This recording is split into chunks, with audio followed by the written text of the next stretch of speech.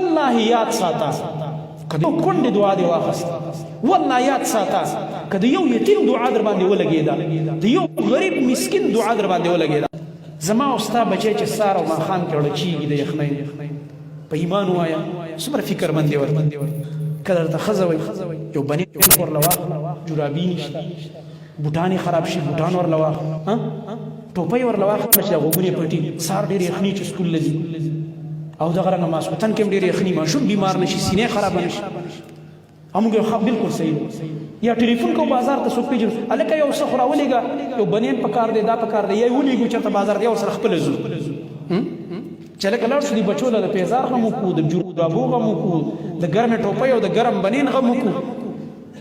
چې د وجود برابرۍ زما اوستا په دې معاشره کې زما اوستا په خپلوانو او رشتہ دارانو کې داسې ماشومان شته کنيشته چې جامو وسینه کې پلاری بیګاله تسوا 1000 روپۍ راوړي په دې 1000 روپو باندې چې 1000 روپۍ شیلا زر خو لا ډېر خلکو نمی ډېر کم تنخواهي ډېر زموږ په ملک غربت دی او دې دا ټول میاشتې راشي دې کرایي ورکی دې د بجلی بل داخل کی په دې پیسو دې د ګیس بل داخل کی دې د ماشومانو فیس ورکی دې په بچو له دوی راوړي کدا په ورله جامع او بنین او کوټ واخلي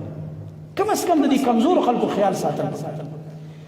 او د خپل وس مطابق وکړي تاسو ټول ته زده دعوت یخي ورځي دي تکلیف دی والله یاد ساته کدی یو کونډه دعا دی واخست والله یاد ساته کدی یو یتیم دعا در باندې ولګیدا د یو غریب مسکین دعا در باندې ولګیدا ځان چاته مخایا دا شوق مساته چې ته مدد کې او خلق ستانو یاد کې بلکې امام ابن تیمیه رحمه الله نور علما خو ویلي چې چا سره د تعاون کو هغه ته بدام نه وي چې ماته دعا وکړه دا ټکی مرتبه بالکل دلالت بس چې چا لپاره جواب نه کنه هغه رب تا ګوري کنه هغه رب تعالی داسې بدلی درکې چې ستا به سوچ او ګمان کې نشدا ما سره سوچ یاد ساته کم خلکم چې د کمزورو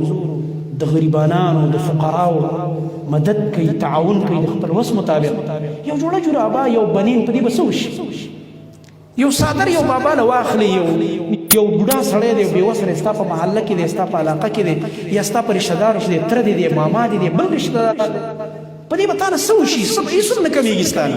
خو الله سبحانه وتعالی به داسې او عجیبه طریقه باندې ستا په مال کې برکت واچوي په داسې طریقه باندې به تاله بدلې درکړي چې ته بیا حیران ټول عمر به خوشحاله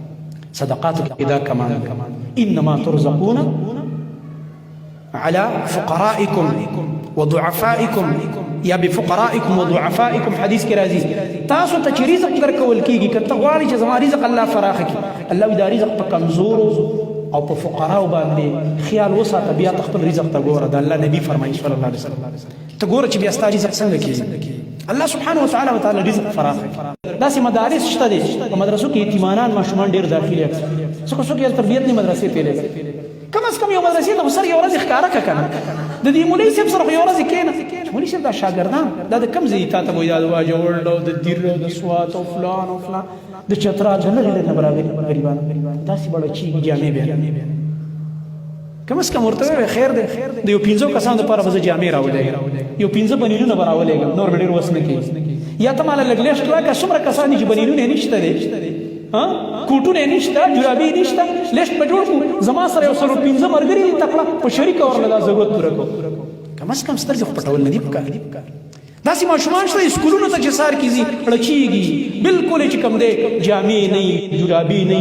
سپلې چولې شلې دلی بوټانې چولې په تکلیف کې رواني لاسونه چودلې په تکلیف کې د مخې چودلې دی خنای نو دی وجه نظم محترم ورونه د رسول الله صلی الله علیه وسلم او د صحابه کرام رضی الله عنهم بدا طریقه و نو که یو مهاجر براغ نو خو دا غلط کور نه به ځمکه و نه به کاروبار چې مدینه ته ولاړ د نبی رسول الله د مینې نه بتلو کړي زموږ نبی مکه تنګ شو مشکلات شو مشرکانو نو نه پرې خو نو د نبی رسول الله لپاره هجرت کو چې د نبی رسول الله ملګرتیا کې لاړ شو مدینه ته دی بل تسخري سبس کی چرته وسی ځکه یو انصاری مرګري تاواله په مدینه وردا د دې مرګري د کور د رهایش کانتین د کاروبار غم صحابه بیا د سينو چې بس پردي ته وناس ته بس ته راوړې زبې خپل نه صرف ابتدا کې باغ چې کوم ضرورت بنیادی به ورته مهیا کړ بیا خو صحابه زمریان د مدینه منډایا ته په خپل کاروبار کاوه چا په باغونو کې مزدوري کوله، چا د مدینه په بازار کې مزدوري کوله، خپل هغه مهنت به کو. خو هغه ایمرجنسي حالاتو کې به چې کله دوی راورسېده د مکې نه، تکلیف به کور به نه و، بل څه به نه و، انتظام د نبي علیه السلام به یو کس ته حواله چې هلکه د دې سړي خیال وساته، دا تا ته حواله شو. هغه ویل بلکل چې دا ما ته حواله، زما ورور دی، بس د دې د ښځې د دې د بچو د ده ضرورتونه به زه پوره، د دې به زه پوره خیال. دا ماحول زموږ خود نبي علیه السلام جوړ کړی. او د دې په ضمن کې راته یو اخري خبره وکړم، ټایم ختم. صحابه وایي موږ ناست یو، دا د دوحا ټایم دی، د چاش ماسپښین ته ټایم کم پاتې دی، مسجد نبوي کې ناست چې هم کتل یو قوم راغو، مسافر راغو. حدیث کې راځي وایي نبي علیه السلام چې څنګه د خلکو ته وکتل، موږ ورته وکتل. نو دا داسې خلک وو چې مجتاب النمار متقلد السيوف، تورې غاړو ته دي. د عربو د ادب به چې خامخا چې چېرته ورته توره به یې غاړې ته وه، ځکه دا ډاکوان ماکوان او د خطرې به ډېرې وي، صحراونه او دشت، توره به یې خامخا دغه کوله ګرځول. او دا جامې چې کومې اچولې دي، داسې عجیبه عجیبه غوندې جامې اچولې دي، شړیګانې په ځان را اچولې دي، داسې کمزورې جامې دي د ټول. دا قافله را مسافر صحابه وایي دا اکثر د مزر قبیلې وو، بل كلهم من مضر، بلکې اکثر د مزر قبیلې. مزر یو قبیله ده په عربو کې. دا د هغه ځای نه دا مېلمانه راغلل. نبي علیه السلام چې ورته څنګه وکتل، رنګ مبارکي چینج شو، بدل شو، خفګان نه، د دې د سفر په رنګونو کې زیړوالی، د دې جامو کمزوري، دا غربت، تکاوټ، دا چې زما او ستا نبي وکتلو خفه شو. چې څومره کمزوري خلک راغلل، مېلمانه راغلل، غرمې ټایم دی، اوس د ماسپښین مونځ ټایم کېږي، لګیا دی ماسپښین مونځ ټایم کېږي، په دې ټایم کې غرمه راورسه. رسول الله صلی الله علیه وسلم صحابه فرمایي فورا یې مونږ ته اعلان وکړو چې ملګري مونځ چې وکړئ لاړ شئ. د چا په کور کې چې څه دي، او عجیبه خبره دا ده چې اول خپل کور ته لاړو نبي صلی الله علیه وسلم، اول خپل کور ته منډه کړه. دا زما او ستا نبي د مېلمه انتظام،